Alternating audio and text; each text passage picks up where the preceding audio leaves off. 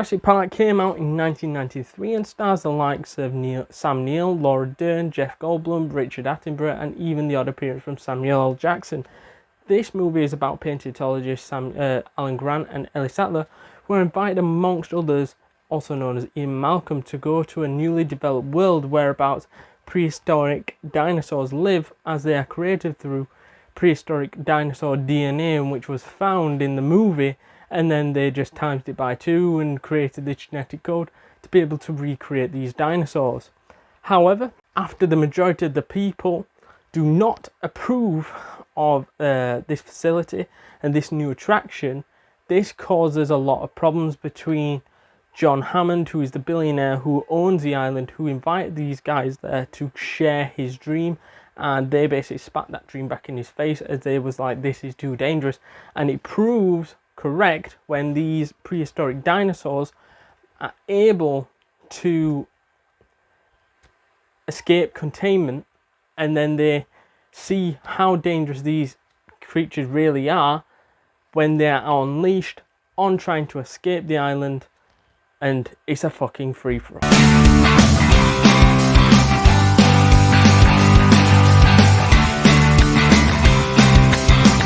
So what I like then about this movie is the decent story, as we see dinosaurs come alive on the big screen, which was great to see, obviously, and there isn't many series and movies that are able to replicate how dinosaurs look back in the day, and that's why this is able to captivate audiences like no other. And to go on to that point, the story is pretty good in the sense that it's full of action, full of dinosaur action. But before we get to the dinosaur action, the actual build up to it, the fact that these two paleontologists that study dinosaur bones are able to go and see real dinosaurs at this new world, which is created by none other than John Hammond, who is this billionaire who owns this island, who has invested lots and lots of money into creating these genetically created dinosaurs from old DNA. And it was really cool to see the build up for those heading over to basically go, wow, this is amazing and all this. But their problem is, all these people that went over to go and see this world was clear thing going, how are you going to be able to contain these mammals, and how are you going to be able to protect the people coming to see these animals as an attraction? And that is brought up, and that's the reason this all gets blackballed. However, now John Hammond is basically stuck with this giant place, this giant attraction with no customers to come to, as it's been blackballed by all the people there in terms of safety and things like that. And upon trying to leave, the safety of the people truly gets escalated, as they have a few faults with the security, and these animals are able to escape and escape containment, which is a bad idea, as when this happens, everyone is like prey to them.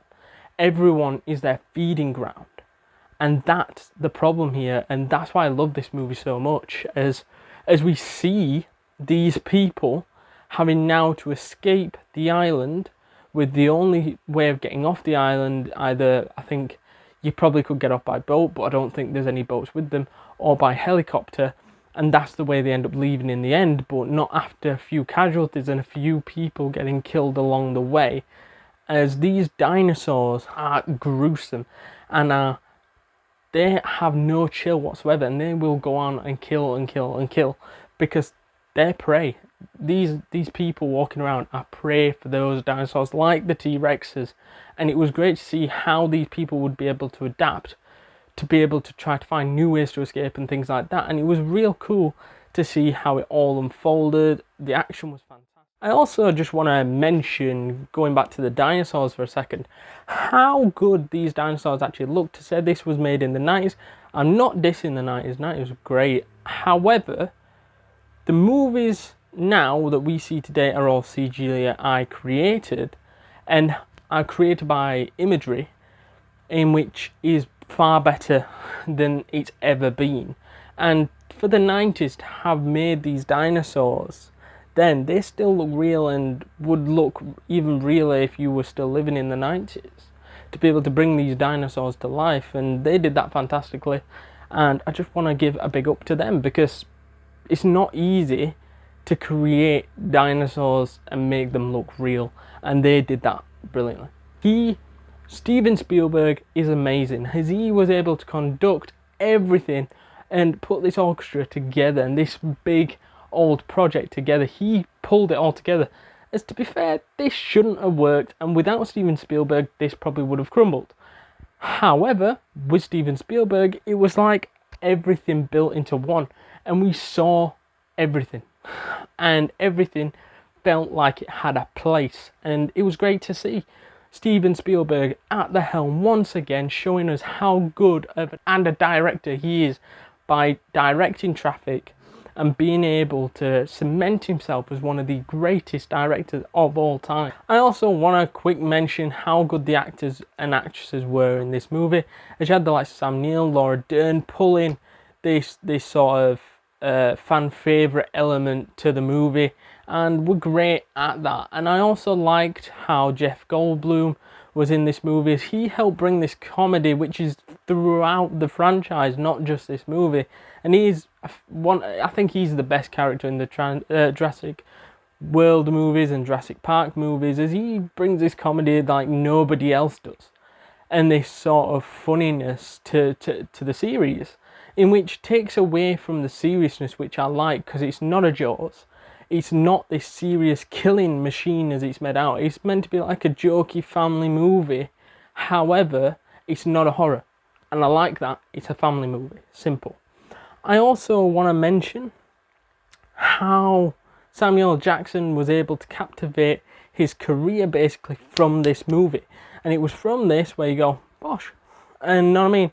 And you could see how good he was going to be from this small part, I guess. However, not everything in this movie smells of roses, and is, in my opinion, although I did like the movie, I think this movie is vastly overrated.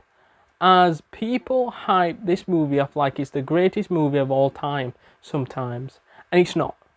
People need to accept that this movie is not at the level of Jaws, and not at the level of other 80s and 90s movies created, and that this franchise and this movie especially overrated.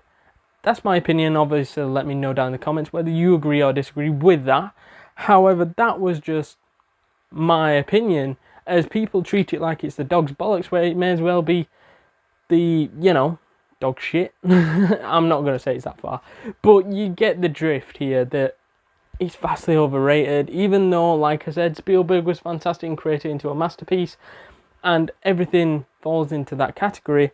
However, for me, it just stunk of that overrated movie that everyone fucking goes on about, which isn't that good in terms of what people expect it to be. So to summarise this movie then, I would say that this movie is vastly overrated, but however still a classic in many people's eyes, and still a decent watch for me and a great family movie. Hence why I rate this a 7.5 out of 10 and a world-class film. So let me know down in the comments down below whether you agree or disagree with what I have said in this video.